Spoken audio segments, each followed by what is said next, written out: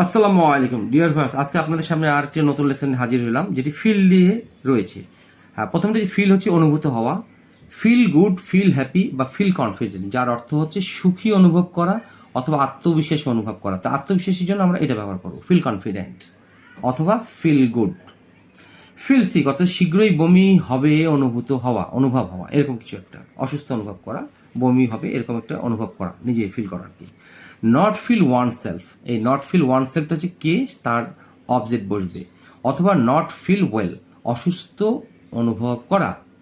পরেরটি হচ্ছে feel honour to plus verb one, যার অর্থে সম্মানিত অনুভব করা, কিছু করার জন্য, মানে কোনো কিছু করার জন্য সম্মানিত অনুভব করা। তো এই কয়টি আমরা যদি স্ট্রাকচার হিসেবে দেখি, এখানে আছে 1 2 3 4 5টি। এই 5টি ব্যবহার করে আমরা কীভাবে এই ধরনের সুন্দর সুন্দর বাক্য রচনা করতে পারবো তা জেনে নিই এখনই। বিছানাটি নরম অনুভূত হচ্ছে। আচ্ছা, ফিল সামথিং হচ্ছে অনুভূত হওয়া, তাহলে দ্য বেড ফিলস, যেহেতু এটা থার্ড পারসন সে তো ফিলের সঙ্গে এস যোগ হয়েছে, দ্য ফিল সফট অ্যাডজেক্টিভ। বিছনাটা নরম অনুভূত হচ্ছে বা নরম নরম মনে হয়। চাকরিটি পাওয়ার পরে আমি আত্মবিশ্বাসী অনুভব করছি। তা আত্মবিশ্বাসের ইংরেজি হচ্ছে ফিল গুড, অথবা ফিল গুডটাকে সেটাকে সুখী অনুভব হতে পারে, সেটাতে আত্মবিশ্বাসী অনুভব হতে পারে, দুটি হতে পারে। কিন্তু আমরা যখন আলাদা বলবো যে শুধু সুখী, সেটা শুধু ফিল হ্যাপি করতে পারবো। যদি আত্মবিশ্বাসী তাহলে ফিল কনফিডেন্ট। কিন্তু এই ফিল গুড আমরা এটাও বলতে পারবো, এটাও বলতে পারবো, সুখ অনুভব করা বা আত্মবিশ্বাস অনুভব করা।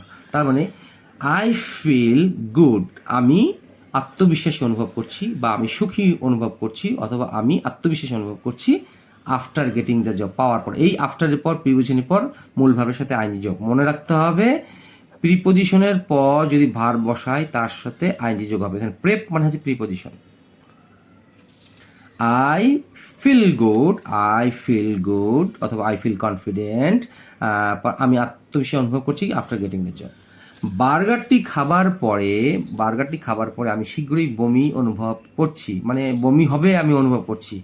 এখন after having the burger, after মানে খাওয়ার পরে, আফটার হ্যাভিং অথবা টেকিং হতে পারে, after having the taking the burger, কোনো কিছু খাওয়ার পরে, এরকম মূলভাবে সে তাই নিজ কি। আই ফিল সিক, আমি অসুস্থ অনুভব করছি। I feel like vomiting, feel like অর্থ হচ্ছে বমি করতে ইচ্ছা করছে, ফিল লাইক হচ্ছে ইচ্ছে করা, মানে কোনো কিছু করতে ইচ্ছে করা, এরকম অর্থ। ফিল লাইক ভমিটের সঙ্গে আইনযোগ করা হয়েছে। তো আমি আবার এখানে দেখাচ্ছি যে ফিল সিকের অর্থ হচ্ছে বমি হবে এরকম অনুভূত হওয়া। তো এখানে আমরা এই শব্দটা ব্যবহার করতে পারি, ফিল সিক অথবা ফিল লাইক ভমিটিং। আচ্ছা, বাচ্চাটি সকাল থেকে অসুস্থ অনুভব করছে। The kid has not felt itself, আমরা যদি এটা মনে রাখতে না পারি তাহলে আমরা করব the girl has not felt well. ফিলের পাস্ট পার্টিসিপল হচ্ছে ফেল্ট। হ্যাঁ, আমরা এই স্ট্রাকচারটি ফলো করব। যদি আমাদের এটা পড়তে কষ্ট হয় তাহলে আমরা এইটাকে ধরে নেবো, এটাকেই ধরে আগাই আমরা। তাহলে নট ফিল হচ্ছে বেজ ওয়ার্ড, ওয়েল হচ্ছে ভালো, তাহলে অসুস্থ অনুভব করা বা সুস্থ অনুভব করা না। তাহলে the kid has not felt well since, মানে সকাল থেকে, সিন্স হচ্ছে থেকে, এটা প্রেজেন্ট পারফেক্ট টেন্সের থেকে, মানে সকাল থেকে। সকাল থেকে, সিন্সের অর্থ হচ্ছে থেকে। সকাল থেকে শিশুটি কি করছে, অসুস্থ অনুভব করছে।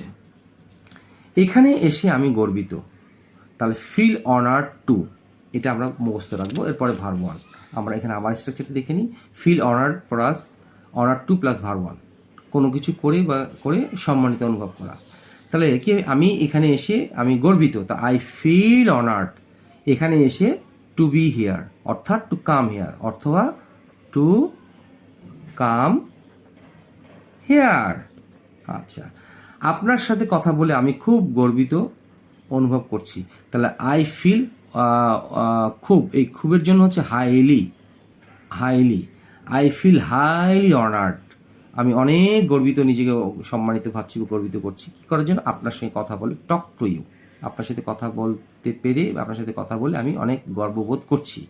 তাই I feel highly honoured to talk to you. তো আশা করি আপনাদের এই স্ট্রাকচারগুলি, ওই শব্দগুলি বা ফ্রেজেসগুলি যেটাই বলি না কেন আমরা, আপনাদের ভালো লেগে থাকবে। তো ভালো লেগে থাকলে অবশ্যই লাইক, শেয়ার, কমেন্টস করবেন। আসসালামু আলাইকুম।